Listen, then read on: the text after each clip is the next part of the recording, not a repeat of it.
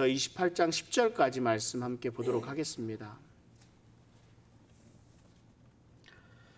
마태복음 27장 62절부터 우리 한 절씩 교독으로 하나님 말씀 봉독하도록 하겠습니다. 그 이튿날은 준비일 다음 날이라 대제사장들과 바리새인들이 함께 빌라도에게 모여 이르되 주여 저 속이던 자가 살아있을 때에 말하되 내가 사흘 후에 다시 살아나리라 한 것을 우리가 기억하노니 그러므로 명령하여 그 무덤을 사흘까지 굳게 지키게 하소서. 그의 제자들이 와서 시체를 도둑질하여 가고 백성에게 말하되 그가 죽은 자 가운데서 살아났다 하면 후의 속임이 전보다 더 클까 하나이다 하니 빌라도가 이르되 너희에게 경비병이 있으니 가서 힘대로 굳게 지키라 하거늘 그들이 경비병과 함께 가서 돌을 임봉하고 무덤을 굳게 지키니라. 안식일이 다 지나고 안식 후 첫날이 되려는 새벽에 막달라 마리아와 다른 마리아가 무덤을 보려고 갔더니 큰 지진이 나며 주의 천사가 하늘로부터 내려와 돌을 굴려내고 그 위에 앉았는데 그 형상이 번개 같고 그 옷은 눈같이 희거늘 지키던 자들이 그를 무서워하여 떨며 죽은 사람과 같이 되었더라. 천사가 여자들에게 말하여 이르되 너희는 무서워하지 말라. 십자가에 못 박히신 예수를 너희가 찾는 줄을 내가 아노라. 그가 여기 계시지 않고 그가 말씀하시던 대로 살아나셨느니라. 와서 그가 누우셨던 곳을 보라. 또 빨리 가서 그의 제자들에게 이르되 그가 죽은 자 가운데서 살아나셨고 너희보다 먼저 갈릴리로 가시나니 거기서 너희가 배우리라 하라. 보라 내가 너희에게 일렀느니라 하거늘 그 여자들이 무서움과 큰 기쁨으로 빨리 무덤을 떠나 제자들에게 알리려고 다름질할세 예수께서 그들을 만나 이르시되 평안하냐 하시거늘 여자들이 나아가 그 발을 붙잡고 경배하니 함께 읽습니다. 이에 예수께서 이르시되 무서워하지 말라. 가서 내 형제들에게 갈릴리로 가라 하라. 거기서 나를 보리라 하시니라. 아멘. 오늘 부활하신 우리 주님의 능력과 은혜가 우리 사랑하는 성도님들 가정마다 가득하시길 주님의 이름으로 축원합니다. 인도에는 성자라고 하는 썬다싱이라는 그런 성자가 있었습니다. 이 성자가 영국에 방문했을 때 이런 일이 있었습니다. 이 썬다싱의 그 회심의 기록을 보면 사도 바울의 기록과 너무나 일치하는 그런 부분들이 참 많습니다. 사도 바울과 같이 강하게 기독교를 핍박하다가 회심하고 예수님을 만나서 회심하고 후에 인도와 티베트 지역에 복음을 전하며 살아온 사람이 썬다싱이라는 사람입니다. 영국 사람들이 이 썬다싱에게 물어봅니다. 당신이 힌두교에서 기독교로 개종하게 된 이유가 도대체 무엇입니까? 이렇게 물었을 때 썬다싱은 부활하신 예수님이 살아계시기 때문에 힌두교를 버리고 기독교 교인이 되었습니다 라고 대답을 했습니다. 썬다싱은 자신이 어떻게 기독교인이 되었는지 회고하는 과정에서 강연을 통해서 전했는데 그는 환상 속에서 주님을 만났습니다. 그런데 그 주님이 그 힌두스탄어로 이렇게 말씀을 주님의 목소리를 들었다고 합니다. 언제까지 내가 나를 핍박하겠느냐? 나는 너를 구원하러 왔다. 너는 올바른 길을 알고자 기도하면서 왜 그 길을 취하지 않느냐? 주님의 목소리를 들은 썬다싱이 이렇게 생각했습니다. 예수 그리스도는 죽지 않고 살아계시고 지금 나에게 목소리로 들려주시는 이분이 바로 그분이심에 틀림없다고. 그러면서 주님 발 앞에 엎드려서 어느 곳에서도 맛보지 못했던 놀라운 평화를 받아들였습니다. 이것은 썬다싱이 그토록 찾아 헤매던 바라고 원하던 그런 기쁨이었고 천국이었습니다. 예수님이 부활하셨습니다. 예수님이 십자가의 죽음으로만 끝나버렸다면 우리 기독교는 살아있는 종교가 될 수 없었을 것입니다. 그러나 예수님은 십자가에서 죽으셨을 뿐 아니라 다시 3일 만에 죽음의 권세를 이기시고 부활하셨습니다. 그러므로 우리 기독교를 생명의 종교라고, 구원의 종교요 부활의 종교라 부를 수 있는 것입니다. 로마의 바티칸 궁전 안에는 유명한 조각가 미켈란젤로가 조각한 피에타라는 조각품이 있습니다. 그 작품은 십자가에서 죽으신 예수님의 시체를 이렇게 안고 있는 성모 마리아가 이렇게 품고 있는 조각상입니다. 그런데 이탈리아의 어떤 정신병자가 그 조각을 파손시켰기 때문에 사실 그 정신병자는 자기가 예수라고, 나는 내가 예수라고 이러는 사람이었습니다. 다 부셔버렸기 때문에 다 많은 경비를 들여서 다시 보수했고 지금은 유리상자 속에서 넣어놓고 보관하고 있다고 합니다. 그것도 방탄유리로. 그 조각품은 미켈란젤로가 죽기 이틀 전까지 조각할 정도로 만들어졌던 그런 걸작품이었습니다.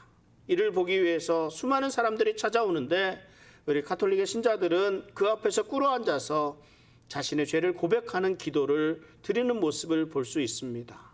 참으로 아름답고 슬픈 그런 모습이라 할 수 있습니다. 그러나 만약 그 작품에서의 모습처럼 예수님께서 십자가에서 죽으심으로 그 일생이 끝났다면 우리가 믿는 기독교는 생명의 종교라고 할 수가 없습니다. 다른 종교와 마찬가지로 늘 슬픔의 종교요, 무덤으로 끝나야만 하는 종교일 수밖에 없습니다. 그렇지만 우리 예수님은 십자가에서 죽으셨을 뿐 아니라 사흘 만에 죽음의 권세를 이기고 다시 살아나셨습니다. 그래서 기독교가 생명의 종교이고 구원의 종교인 것을 증명해 주셨습니다. 우리는 몇 가지 예수님이 부활하신 그 증거를 수 있습니다. 예수님의 제자들은 예수님께서 십자가에 못 박히셔서 죽으시자마자 엠마오로 갈릴리로 모두 도망친 사람들이었습니다. 만약에 예수님이 부활하신 것이 아니라면 그것으로 이 기독교의 역사는 끝이 났어야 합니다. 그러나 도망갔던 제자들이 하나 둘씩 핍박과 죽음이 도사리고 있는 예루살렘으로 다시 돌아옵니다. 그리고 주님의 부활하심을 증거하다가 장렬하게 순교하게 되는 순교자의 길을 걸어갑니다. 이것은 부활하신 주님을 만나지 않았다면 일어날 수 없는 일들이 아니겠습니까? 또한 사도 바울이 부활을 증거합니다. 바울은 기독교를 핍박했던 사람입니다. 바울이 부활하신 주님을 만나지 않았더라면 그가 복음 전하는 전도자가 될 수 없고 또 로마에 가서 순교할 이유가 없었습니다. 다메섹에 가다가 죽은 줄만 알았던 예수님을 만나고 그의 인생이 180도 달라졌습니다. 뿐만 아니라 2000년을 넘게 이어온 이 기독교 역사가 그 부활을 증거합니다. 무엇보다도 주님이 부활하시지 않았다면 이 기독교의 역사는 그 무서운 박해 시대를 이겨낼 수 없었고 오늘까지 이룰 수가 없었을 것입니다. 예수님의 부활은 이 2000년 동안 기독교 역사가 증명하는 역사적 사실인 것입니다. 또한 수많은 헌신자들을 생각해 봅니다. 오늘도 주님의 부활하심과 살아계심을 체험한 수많은 사람들이 일생을 바쳐서 목회자로 헌신하고 선교사로 헌신합니다. 평신도 사역자로서 충성을 다하면서 지금 여러분과 같이 교회를 섬기고 있습니다. 지난 2000년이 넘도록 세계 기독교의 역사가 어떤 환난 가운데서도 멈추지 않고 계속해서 부흥하고 성장하는 것은 바로 살아계신 이 예수님이 계시기 때문에 예수님의 부활을 증명하는 것이라 할 수 있습니다. 그러나 여러분, 이러한 많은 증거가 있음에도 불구하고 많은 사람들이 예수님의 부활을 믿지 않습니다. 사람들은 여러 가지 이유를 대고 이것이 거짓이라고 말을 하기도 합니다. 조지 부시 대통령이 한 시골 학교에 이렇게 방문하게 되었습니다. 방문했는데 어떤 한 여학생이, 아주 짓궂은 여학생이 대통령에게 이렇게 물어보는 겁니다. 아저씨, 아저씨가 대통령이에요? 그랬더니 부시가 내가 대통령이라고. 그러니까 이 여학생이 그럼 신분증 있어요? 물어보더랍니다. 신분증 혹시 아시는 분 계세요? 대통령 신분증이 있나요? 전 잘 모르겠는데 아마 그때 부시 대통령이 그것을 갖고 있지 않았던 모양입니다. 그래서 대통령이 주저주저 하다가 가지고 있는 운전면허증을 이렇게 보여줬다 그럽니다. 이거 내 신분증이야. 그랬더니 이 여학생이 이거를 한참 보면서 이래요. 어디에도 대통령이라고 써있질 않네요. 어떻게 합니까? 난처해진 이 부시 대통령이 아이를 설득시킬 말이 없었습니다. 어떻게 설득해야 될지 몰라서 이게 그래도 얘야, 그래도 내가 대통령이란다 하고선 교실 밖에 떠나올 수밖에 없었습니다. 나가서 이렇게 보니까 교실 안에 있던 이 여학생이 창밖을 보니까 그 대통령이 나가자마자 경호원과 그 밖에 비서들 막 수많은 사람들이 거기서 맞이하고 있는 것을 보게 되었습니다. 그랬더니 정말 대통령이 맞는 모양이네 이랬다는 말이 있습니다. 대통령을 증명하는 것도요, 따지고 보면 따지고 막 나오면 증명할 길이 사실 딱히 없을 수도 있습니다. 여러분들도 많이 경험했을 거예요. 엄마, 내가 엄마 아들이 정말 맞아? 이런 질문 받으신 적 있습니까? 맞지. 정말 맞아요. 아무리 잘 설명을 해줘도 믿지 않는 아이한테는 이걸 증명할 수가 없어요. 내가 너를 낳았어. 그럼 낳았다는 증명은 어디 있어요? 산부인과에 가보면 다 기록이 있는데 다 낳았다니까? 난 그거 못 믿어요. 그리고 때에 따라서는 병원에서도 아이가 바뀐다고 하는데 혹시 내가 바뀐 아이가 아닌지 어떻게 알겠어요? 엄마가 아니야. 출생증명서 떼봐. 너는 분명히 내가 낳은 내 아들이라고 돼 있어. 제가 엊그제 우리 출생증명서를 애들 거를 좀 떼봤는데요. 거기에 아빠 이름, 엄마 이름 뭐 다 나와 있어요. 병원 뭐 다 나와 있어요. 그렇다고 그랬더니 아이가 뭐라 그런지 아십니까? 그것도 충분히 조작할 수 있잖아 이러는 거예요. 계속해서 믿지 못하는 사람에게 정말이라고 진실을 이야기하는 거, 증명한다는 것이요, 사실 정말 어렵습니다. 그러나 우리 예수님의 부활은 증명이 필요한 것이 아닙니다. 증명이 되어도 믿지 못하는 것이 우리 인간의 한계입니다. 그러니까 증명이 중요한 것이 아닙니다. 증명이 되지 않아도 믿어야 합니다. 보지 못해도 믿어야 합니다. 그것이 믿음입니다. 우리 주의 성령께서 우리 온 성도님들의 마음에 예수 그리스도의 부활을 믿는 그런 참된 믿음을 허락해 주시기를 간절히 바랍니다. 오늘 본문에는 이 예수님의 부활 이전에 무덤에 머물러 계실 때에 서로 상반된 행동을 하는 두 부류의 사람들이 등장을 합니다. 첫째 부류는 예수님이 말씀하신 부활에 대한 그런 예언을 기억하고 있는 사람들이 있었습니다. 예수님이 그 아리마대 요셉의 굴에 장사된 지 그 다음 날에 대제사장들과 바리새인들이 빌라도를 찾아갔습니다. 그들은 예수님이 부활에 대해서 말씀하신 것들을 기억해내었습니다. 그래서 혹시나 예수님의 제자들이 그 말씀을 기억하고 그 시체를 도둑질해서 부활했다고 소문을 퍼뜨리면 더 큰 문제가 발생할 수 있기 때문에 정말 사흘까지는, 예수님이 말씀하신 사흘까지는 무덤을 지켜달라고 요청을 합니다. 그런데요, 정작 예수님의 제자들은 그 말씀을 기억하기는커녕 두려움에 꽁꽁 숨은 상태에 있었습니다. 때로는 마귀는요, 우리 성도보다 하나님의 말씀을 더 잘 기억하고 더 잘 사용합니다.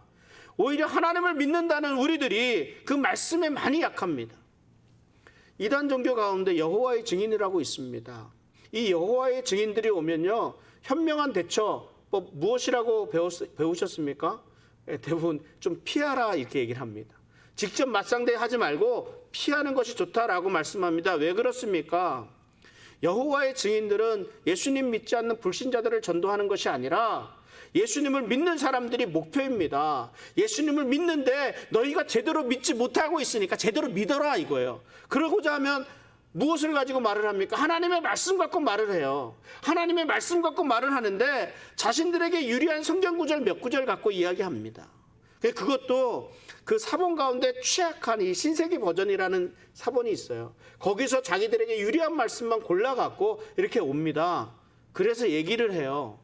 그런데 우리들이 말씀에 대한 지식이 너무나 약하니까 그것에 대해서 맞대응하면 우리가 질 수밖에 없게 되는 일이 종종 생깁니다. 그래서 오히려 피하는 것이 낫다라고 합니다. 참으로 안타까운 일이죠. 안타까운 일이에요.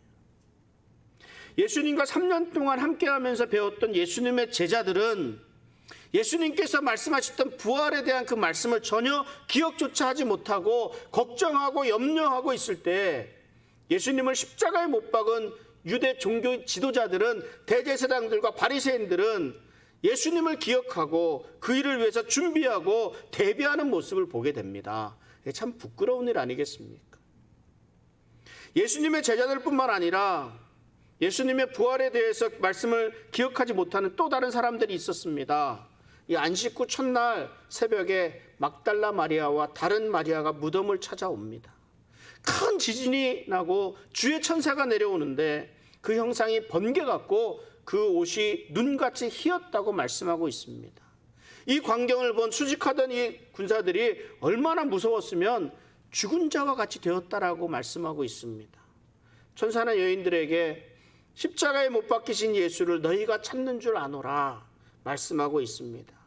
이 여인들은 예수님의 부활에 대한 말씀을 믿고 그것을 확인하러 온 것이 아니었습니다. 다만 예수님을 사랑했던 것을 기억해서 안타까움을 가지고 그 시신에 향품이라도 좀 발라드리고자 온 거예요.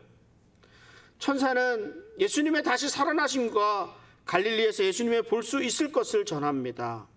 여인들은 두려움과 떨림으로 기쁜 소식을 전하기 위해서 제자들에게 달려갈 때에 예수님께서 나타나셔서 예수님이 정말 부활하셨다는 것을 확인시켜 주셨습니다. 예수님께서는 부족하고 연약한 당신의 사랑하는 사람들에게 이 부활의 기쁜 소식을 먼저 전하시고 그 기쁨을 함께 하시기를 원하십니다. 여인들과 제자들은 비록 그 예수님이 미리 말씀하셨던 그 말씀은 기억하고 있지 못할지라도 예수님께서는 미련하고 더디 믿는 우리에게 그런 확신과 그 기쁨을 주십니다. 우리의 부족함에도 우리 주님께서는 우리에게 은혜를 베풀어 주십니다. 예수님께서는 제자들에게 갈릴리로 가서 거기서 나를 보리라 말씀하셨습니다. 갈릴리에서 제자들이 보게 될 것이 무엇일까요? 무엇을 위해서 갈릴리로 가는 겁니까? 예수님을 보게 되는 거예요. 부활하신 예수님을 보게 되는 것입니다. 갈릴리에서 부활하신 예수님을 보게 된다는 것은 이제 이들은 예수님의 부활을 목격한 목격자가 된다는 것을 의미합니다. 예수님께서 갈릴리로 가라 하시는 것은 이전에도 말씀하셨고 이제 또한 하신 그 말씀을 이루려고 하심입니다. 예수님께서는 온 인류의 구원 사역을 계속하시기 위해서 예수님의 제자들을 부르셨습니다.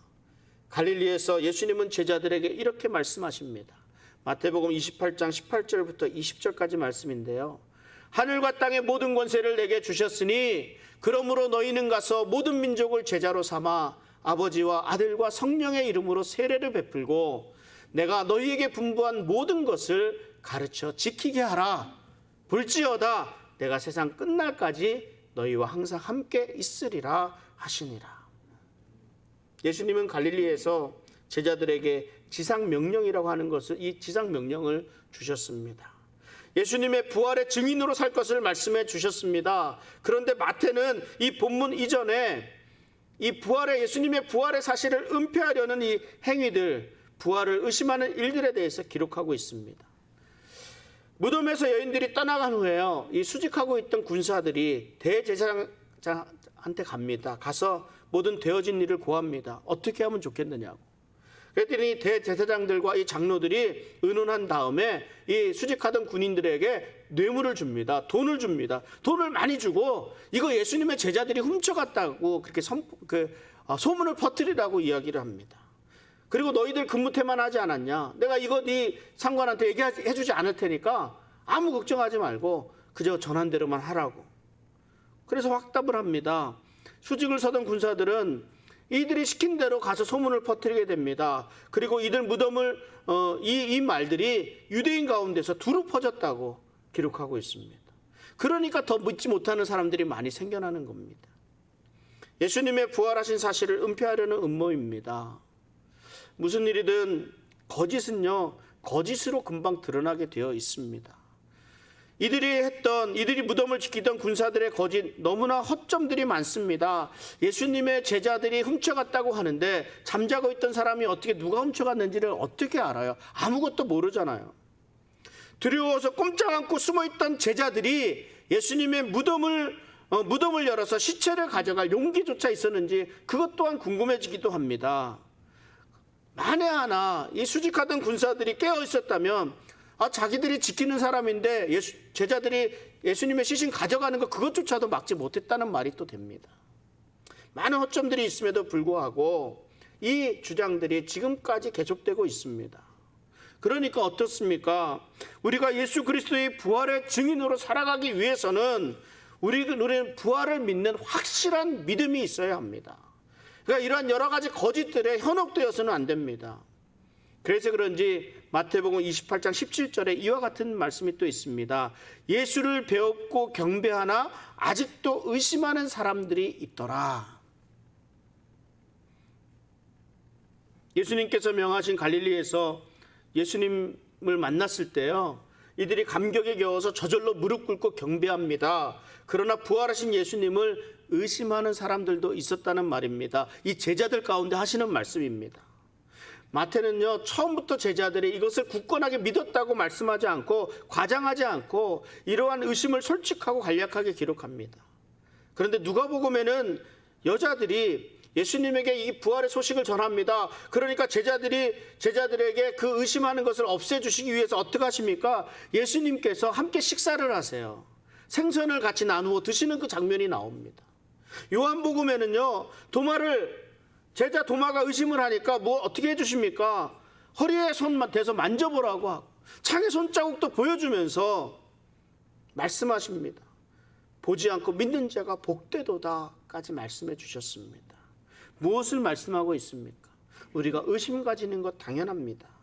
있을 수 없는 일이 생겨났기 때문입니다. 믿을 수 없는 일입니다. 분명히 십자가 위에서 죽으신 것을 알고 있는데 다시 살아나셨다고 합니다. 보고 또 보고 혹시 다른 사람은 아닐까? 혹시 죽지 않았었는데 죽었다고 한 것은 아닐까? 생각해보고 또 생각해봤을 겁니다. 그런데 갈릴리에서 제자들이 바로 눈앞에 이 예수님이 계신다는 거예요. 예수님이 함께 식사도 하시고 또 창에 찔린 허리도 내보이시고 만져보도록도 하십니다. 제자들은 이런 과정을 거치면서 확신에 이르게 되었습니다.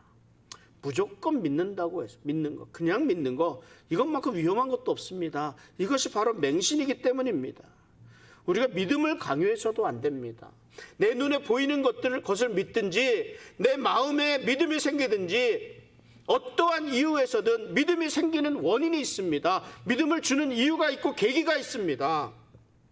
의심이 가기도 하고 전에 경험하지 못한 일들이지만 내 감정과 내 이성으로 확신을 가질 수 있을 만한 어떤 변화가 생기게 됩니다. 예수님께서는 갈릴리에서 제자들이 자신들을 바라보면서 예수님의 부활의 증인이 될 것을 원하셨습니다. 부활의 증인이 되기 위해서는 부활을 은폐하려는 자들에게 흔들리지 않아야 되고 의심이 들지 않도록 확실한 믿음을 가져야 할 것을 말씀해 주십니다.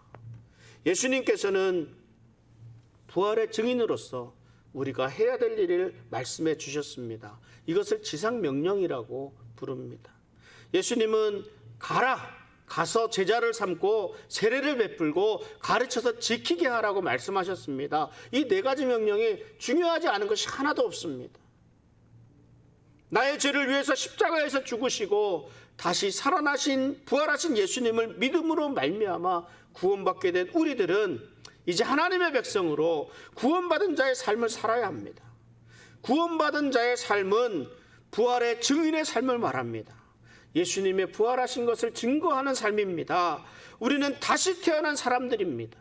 이전까지 우리들의 삶이 세상에서 추구하는 성공과 잘 사는 것, 나만을 위한 것이었다면 새로운 삶은 예수님이 맡겨주신 이 세상에서의 잃어버린 영혼들을 위한 삶이 되어야 합니다. 이것이 우리 각자에게 주어진 사명이기도 하고 우리 교회에 나아가야 할 방향이기도 합니다. 예수님은 우리에게 멈추어 있으라 말씀하지 않습니다. 기다리라 하지 않습니다. 가라고 하십니다. 가서 제자를 삼으라고 하십니다. 세례를 베풀고 예수님이 하셨던 그런 말씀들을 가르치고 그것을 지키게 하도록 하라고 말씀하셨습니다. 이 말씀은 그리스도인으로서의 개인적인 삶은 물론이거니와 우리 교회가 어떻게 움직여야 하는지를 말씀해 주시고 있습니다. 교회가 나가야 할 방향, 불신자들을 향한 복음의 전도, 양육하고 훈련함으로 성숙한 그리스도인으로 자라가게 하는 모든 일들이 여기에 포함되어 있습니다. 예수님은 세상을 향해 가라 말씀하십니다. 이제 우리 교회가 새롭게 시작해야 될 일이 바로 이 전도와 선교입니다. 이번 여름에 우리 교단에서는 연합으로 우리 나바오 지역을 선교를 시작을 하게 되었습니다. 그리고 또한 개인적으로 선교사님들의 요청들도 정말 많이 있습니다. 가야 할 곳도 참 많습니다. 그런데 제가 너무나 부끄러웠습니다. 우리 교회가 감당할 수 있는 부분들이 많이 없었습니다. 무엇을 어떻게 해야 될지 도무지 알 수가 없습니다. 그런데 이거 아십니까? 하나님께서 열어주십니다. 하나님이 어떻게 해야 될지 그 길을 제시해 주십니다. 우리는 따라가면 됩니다. 우리 교회에 이렇듯이 선교의 길이 열리는 것은요, 무엇을 말하는 것이겠습니까? 이제 우리 교회도 선교할 때가 됐다라는 말입니다. 예수님은 가라 하시는데 여지껏 우리 교회는 발걸음을 떼지 못하고 있었습니다. 교회의 당면한 문제로만으로도 사실 벅찼던 것이 사실입니다. 그러나 이제 하나님이 열어주시는 때가 되었습니다. 이번 여름에 이곳저곳을 좀 돌아보려고 합니다. 그리고 우리 선교사역팀을 중심으로 우리 교회가 나아가야 할 방향을 정하고 훈련하고 나아갈 수 있도록 시작할 겁니다. 나바호의 원주민 사역과 아마존의 삼국경 신학교, 또 필리핀의 뚜게가라오까지 북미와 남미와 아시아에 이르기까지 우리에게 주어진 사역을 위해서 기도해 주시기 바랍니다. 그리고 또 선교에 관심을 가지고 함께 기도하고 또 후원하실 분들은 우리 선교사역팀장인 우리 김영민 장로님에게 그 뜻을 전해주시고 함께 동참해 주시면 좋겠습니다. 우리가 가야 할 곳은 나바호 원주민들에게, 남미의 그런 원주민, 아마존 원주민들에게, 필리핀의 이 먼 나라 사람들에게만은 아닙니다. 우리 주변의 불신자들에게 복음을 들고 나아가야 합니다. 이 전도하라고 하면, 이 전도라는 말만 나오면 모두 힘들어합니다. 왜냐하면 좀 엄두가 나지 않기 때문에 그렇습니다. 부담감이 있기 때문에 그렇습니다. 그럼에도 불구하고 내가 잘 못하고 있기 때문에 더욱 그렇습니다. 그렇다고 가만히 있어서는 안 됩니다. 내 주변에 있는 믿지 않는 사람이 없다고, 대부분이 그렇습니다. 내 주변에 믿지 않는 사람이 거의 없이 우리들 살아가고 있습니다. 그렇다면 우리들은 믿지 않는 사람이 있는 곳에 가야 됩니다. 그래서 전해야 합니다. 저는 요즘에는 사실 불특정 다수에게 전하는 그런 복음 전하는 방법을 권하고 있지는 않습니다. 물론 이런 앞에서 사람들 많은 곳에서 예수천당 불신지옥 이렇게 전하게 되면 이 음성을 듣는 사람의 변화가 올 수도 있습니다. 그러나 사단은요, 더욱 교묘하게 사람들 마음을 굳게 닫도록 하고 있습니다. 어떻게 보면 우리 기독교인들이 뿌린 씨앗이라고 할 수도 있습니다. 사람들 마음이 워낙 강하게 닫혀 있기 때문에 아무런 관계도 없는 사람의 말은 들으려고 하지도 않습니다. 그래서 우리 그리스도인들의 삶이 더욱 중요한 겁니다. 비즈니스 관계든 직장에서든 어떤 모임을 통해서 만남을 가지게 된 관계든지 이 관계를 통해서 우리 그리스도인으로서의 온전한 모습들이 보여져야 합니다. 좌절로 열리지 않습니다. 계속해서 두드려야 합니다. 그러니까 예수님의 명령대로 가야 합니다. 우리 교회가 전도와 선교에 더욱 열심히 해야 하는 교회가 되어야 할 것입니다. 뿐만 아니라 세례를 베풀고 가르쳐 지키게 하라고 명령합니다. 이 세례를 베푼다는 것은요, 불신자들을 향하라는 말입니다. 괜히 다른 교회 잘 다니고 있는 사람들 데려올 생각하지 말고요, 낙심하고 실망해서 교회 다니고 있지 않은 분들 가서 위로하고 권면하면서 모셔오고 전혀 교회 다니지 않았던 분들에게 복음을 전할 수 있어야 합니다. 그러니까 이민교회의 양적 성장은요, 두 가지가 있을 뿐입니다. 첫째는 외부에서 이주해 와서 교회를 찾으시는 분들이 성장해서 이렇게 정착해서 성장하는 곳이 있고요. 또 하나는 이 지역에 있는 불신자들에게 전도하는 방법뿐입니다. 교회에 사실 문의 전화가 참 많이 옵니다. 대부분은 이 지역으로 이사 오기를 원하시는 분들이 많습니다. 이들에게 안내해주고 지역 정보를 전해주기도 하는 일들을 하기도 합니다. 제가 목사이다 보니까요, 좀 어려워하시는 분들이 있습니다. 그래서 좀 다른 분들 좀 연결시켜 달라고 이렇게 말씀을 하세요. 그래서 우리 교회에서도 이와 같은 일들을 담당하시는 분들이 있어야 됩니다. 또 타주에서 이주해 오시는 분들을 교회로 인도해 올 수 있는 일도 우리 교회가 감당해야 될 일입니다. 또한 이곳에서 살고 있는 분들 가운데 전혀 교회 다니지 않고 있는 분들이 많습니다. 이들에게 어떻게 접근해야 될지 여러 가지 방법을 생각해 봐야 합니다. 이 전도 사역을 위해서 관심이 있고 열정이 있으신 분들은 또 저에게 말씀해 주시기 바랍니다. 할 일이 참 많죠. 이 지역에 교회 다니지 않는 분들이 참 많습니다. 우리 피닉스 지역에 뭐 챈들러, 템피, 메사, 글렌델까지 다 합쳐서요, 전체 인구가 한 15,000이라고 하기도 하고 25,000이라고 하기도 합니다. 그런데 이 가운데서 10,000명, 그러면 뭐 많이 잡아도 10,000명 이상이 교회에 다니지 않고 있다고 보면 됩니다. 정말 많지 않습니까? 이들의 영혼이 우리들 책임이라는 것을 여러분 아셔야 됩니다. 또한 교회는 우리 예수님의 말씀을 잘 가르치고 지키도록 하는 사명을 가지고 있습니다. 이제는 이제 다시 시작하니까 새롭게 구역 편성도 하려고 합니다. 기본적인 양육을 우리 구역을 통해서 각종 사역 모임을 통해서 시작하려고 합니다. 또한 성경대학, 제자훈련, 우리 큐티 모임 등을 통해서 우리 양육 시스템을 회복하려고 합니다. 늘 배우고 익혀서 몸에 배이도록 훈련되어 있어야 우리가 제자의 삶을 살아갈 수 있습니다.